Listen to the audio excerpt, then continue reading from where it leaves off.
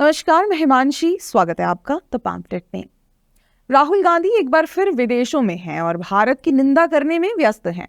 उनके इस पूरे कैंपेन को ऐसा लिबास पहनाया गया है जिसमें बदल बदल कर भी सिर्फ मोहब्बत की दुकान ही सामने आती है। मोहब्बत की दुकान के इस पूरे कांग्रेसी कैंपेन को सिर्फ मोहब्बत के साथ ही नहीं पेश किया जा रहा है, साथ में ये भी कहा जा रहा है कि जो नफरत मोदी सरकार ने भारत में समुदायों के बीच बढ़ाई है, कांग्रेस उसमें मोहब्बत बांटने का काम कर रही है।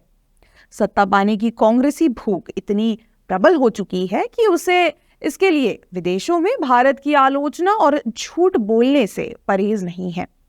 अगर कांग्रेस की इस मोहब्बत की दुकान कैंपेन की गहराई में जाएं, तो आपको ये ईसाइयों की पुस्तक बाइबल से प्रेरित नजर आएगा, जहां राहुल गांधी को मसीहा के रूप में दिखाया गया है, जो कि विरोधियों द्वारा यानी भाजपा सताए जाने पर भी समाज में मोहब्बत बांटकर उसे जोड़ रहा है। यानी प्यार और नफरत की एक काल्पनिक जंग चल रही है और राहुल गांधी इस जंग को मोहब्बत से जीतने वाले हैं। कांग्रेस जब मोहब्बत की दुकान का नैरेटिव बनाने का प्रयास कर रही है, तब वो अपने ही परिवार और पार्टी के कुकर्मों पर पर्दा डालने की भी कोशिश कर रही है। मोहब्बत की दुकान की वास्तविकता ये है कि कांग्रेस का इतिहास रहा है कि किस तरह से उन्होंने हर उस आदमी को ठिकाने लगा दिया जिसने उनकी ताकत को चुनौती दी। ये सिर्फ आज की बात नहीं है, बल्कि नेहरू से लेकर अब तक यही कांग्रेस का चरित्र रहा है। इस परिवार की नफरत की राजनीति का इतिहास कुछ ऐसा है कि इंदिरा गांधी ने देश को आपातकाल में झोंक दिया और 19 महीनों तक विपक्षी नेताओं और तमाम भारतीयों पर अत्याचार किए, संविधान में मन मुताबिक बदलाव किए। असल में चुनाव के ठीक पहले मोहब्बत की दुकान का ये सारा ढोंग एक सोची समझी राजनीति है, जो भारतीय समाज के विभिन्न तबकों के बीच दरार पैदा करने के लिए रची गई है। इसका मकसद सिर्फ और सिर्फ भारतीयों को गुमराह कर सत्ता हासिल करना है।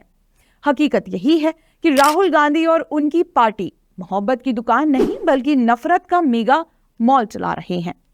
एक नजर डालते हैं कुछ किस्सों पर जो बताते हैं कि आज के बाद से ही इस एक परिवार ने सिर्फ और सिर्फ नफरत का बाजार ही चलाया है। भारत का विभाजन और पत्रकारों का दमन।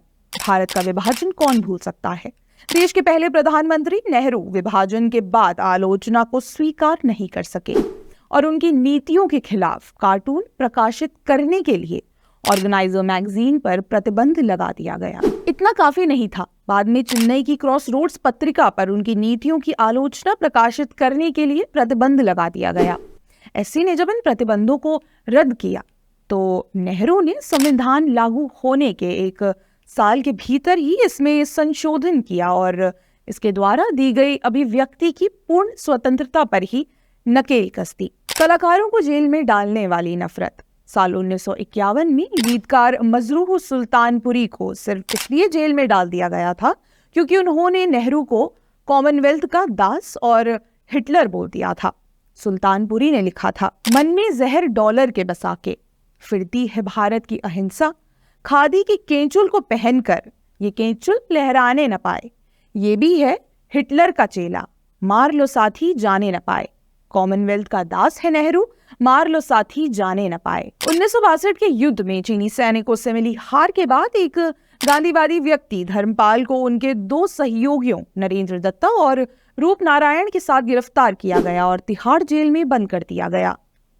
उनका अपराध ये था कि उन्होंने नेहरू से इस हार के लिए नैतिक रूप से इस्तीफा देने की मांग लोकसभा में रखी थी। नेहरू गांधी परिवार की अपनों से भी नफरत। जब सरदार पटेल की मृत्यु हुई तो नेहरू ने राष्ट्रपति राजेंद्र प्रसाद को उनके अंतिम संस्कार में शामिल नहीं होने के लिए कहा।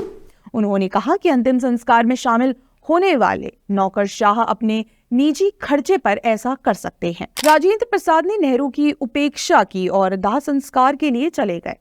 बाद में जब 1963 में राजेंद्र प्रसाद की मृत्यु हुई तो जवाहरलाल नेहरू ने राष्ट्रपति राधाकृष्णन को पटना में राजेंद्र प्रसाद के अंतिम संस्कार में शामिल होने में असमर्थता व्यक्त करते हुए लिखा और नेहरू ने राधाकृष्णन को पटना न जाने की सलाह दी। उस वक्त भी डॉक्टर एस राधाकृष्णन ने नेहरू की बात को नजरअंदाज किया और डॉक्टर राजेंद्र प्रसाद के अंतिम संस्कार में शामिल हुए। इंदिरा गांधी का आपातकाल।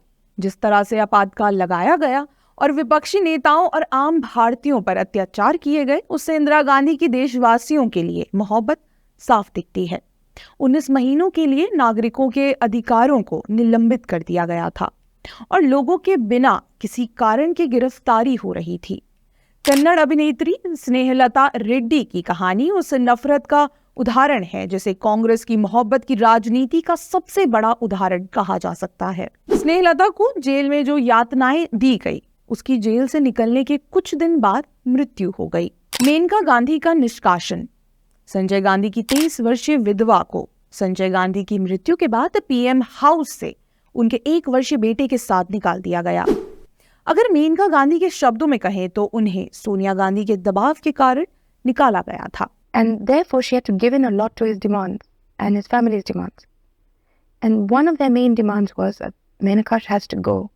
Really? It was a very simple matter.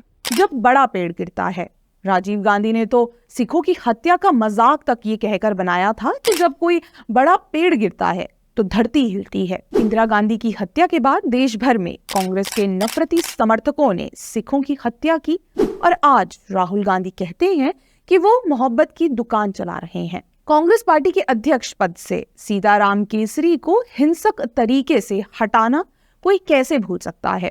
Kesari के साथ धक्का मुक्की की गई और उनकी धोती तक कांग्रेसियों द्वारा खींच ली गई। ये वो लोग थे जो उनके स्थान पर सोनिया गांधी को अध्यक्ष के रूप में स्थापित करना चाहते थे। बताया जाता है कि उन्हें बाथरूम में भी बंद कर दिया गया था। PM PV Narasimha. पूर्व प्रधानमंत्री पीवी नरसिम्हा राव की मृत्यु के बाद कांग्रेस पार्टी ने राव के पार्थिव शरीर को कांग्रेस मुख्यालय में प्रवेश नहीं करने दिया। पूर्व प्रधानमंत्रियों के दिल्ली में ही दाह संस्कार की परंपरा के विपरीत कांग्रेस के दिग्गजों ने राव के परिवार पर दिल्ली में उनका अंतिम संस्कार न करने के लिए दबाव डाला और हैदराबाद में उनके अंतिम संस्कार करने की बात कही। सोनिया गांधी या उनके बच्चों ने राव के अंतिम संस्कार में शामिल होने की भी जहमत नहीं उठाई और उन्होंने स्पष्ट रूप से उन्हें दिल्ली में राजकीय अंतिम संस्कार से वंचित कर दिया। बाद में स्थानीय टीवी स्टेशनों ने उनके आधे जले शरीर के दृश्यों को प्रसारित किया और ये साबित किया कि कैसे राव को उनकी मृत्यु के बाद भी उनके उस सम्मान से वंचित रखा गया था जिसके वो योग्य थे। फिरोज गांधी क्यों कांग्रेस की इस मोहब्बत से वंचित हैं? आपको हैरानी नहीं होती कि राहुल गांधी ने पिछले 12 सालों में एक बार भी अपने दादा की समाधि पर जाने की कोशिश क्यों नहीं की? राहुल गांधी, उनकी बहन और मां के साथ उन्होंने सिर्फ 4 बार ही फिरोज गांधी की समाधि के दर्शन किए हैं। आखिर ऐसी क्या मजबूरी रही होगी कि जिस आदमी ने इस परिवार को अपना सरनेम गांधी दिया, उस आदमी के सभी निशान मिटा दिए गए, वो प्रयागराज के कब्रिस्तान में भुला दिए गए। क्या फिरोज गांधी को मोहब्बत नहीं चाहिए? प्रणब मुखर्जी। आजीवन कांग्रेसी रहने वाले प्रणब मुखर्जी को भारत रत्न से सम्मानित किया गया, तो सोनिया गांधी और राहुल गांधी दोनों ही इस समारोह में शामिल नहीं हुए। प्रणब दा के लिए इस परिवार की मोहब्बत क्यों नहीं जागी? जैसे कि हमने पहले भी कहा कि ये मोहब्बत की दुकान कथा बाइबल की कहानी का ही कांग्रेसी वर्जन है। लव एंड हेट जैसे अब्राहमिक शब्दों का बार बार इस्तेमाल किया जाना भारत में सत्ता परिवर्तन की प्रक्रियाओं का ही हिस्सा है। यानी सांप भी मर जाए और लाठी भी ना टूटे। इन शब्दों का बार बार इस्तेमाल भारत में अब्राहमिक धर्मों के मानने वालों के बीच राहुल गांधी के कथन को बढ़ाने में मदद करता है। इसके अलावा ये शब्द पश्चिमी देश की मीडिया को भी लुभाते हैं। ये वो लोग हैं जो 2014 से पहले से ही भारत में हस्तक्षेप कर रहे थे और वर्तमान सरकार पर हिंदू मिलिटेंट जैसे नैरेटिव थोपने के काम में लगा हुआ है। जब सत्ता पलटने की साजिश में शामिल इकोसिस्टम को किसी देश में अपने प्रयोग करने होते हैं तो उनके बीच लव हेट व्यंग आदि शब्दों के इस्तेमाल की मात्रा भी बढ़ जाती है। हालांकि भारत एक ऐसा देश है जहां की आबादी पर ये सब तरीके काम नहीं करते। हमें ये भी नहीं भूलना चाहिए कि 2024 में कांग्रेस का मुख्य उद्देश्य भाजपा को 272 से कम सीटों में समेटना है ताकि पूर्ण बहुमत की बात ही खत्म हो जाए और भाजपा एंटी इनकम्बेंसी का शिकार होती रहे। युगोस्लाविया और यूक्रेन में हाल ही के संघर्षों से ये देखा जा सकता है कि दुनिया भर में सत्ता परिवर्तन में जुटी हुई ताकतें किस तरह से किसी देश के शक्ति के स्तंभों को ही समाप्त कर देना चाहती है। 2014 से 9 वर्षों के अनुभव में हमने देखा है कि कैसे पीएम मोदी का नेतृत्व भारत की सबसे बड़ी ताकत बन गया है। और इस बात की तस्दीक ये तथ्य करता है कि पिछली 2 सरकारें पूर्ण बहुमत वाली सरकारें थी। केंद्र में मोदी सरकार के आने के बाद इंफ्रा से लेकर लोगों के आम जनजीवन को सुलभ बनाने वाले कई बड़े फैसले लिए गए और वो धरातल पर भी दिखे।